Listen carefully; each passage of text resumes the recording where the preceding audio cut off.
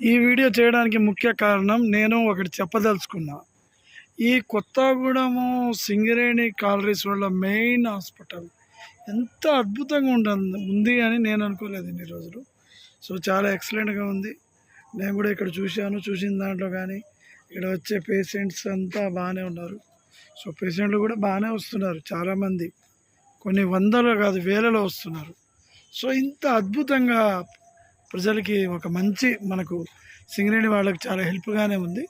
Equipments బాగానే ఉన్నాయి, కానీ కొంచెం ఇప్పుడు ఎక్కడ పోయినా ఒకటండి, ఏది ఉన్నా లేకున్నా నెగ్లెక్ట్ అనేది సింగరేణిలో కామన్. నెగ్లెక్ట్ ఉంది కొంచెం.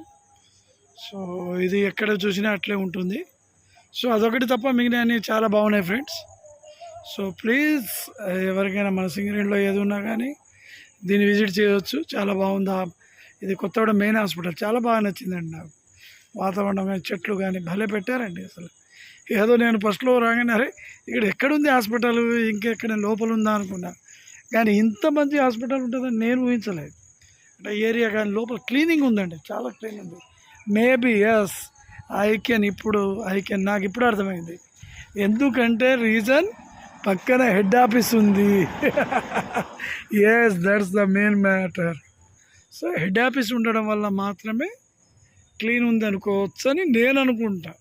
సో దీని మీద మీ కామెంట్ కూడా తెలపండి, నో ప్రాబ్లం. సో ఫ్రెండ్స్, ఇక్కడ జరిగిన మీ అనుభూతులు, కొత్తగూడెంలో మీకు జరిగిన అనుభూతులు కానీ మీకున్న మెమోరీస్ కానీ share with me in comment బాక్స్లో షేర్ చేయండి.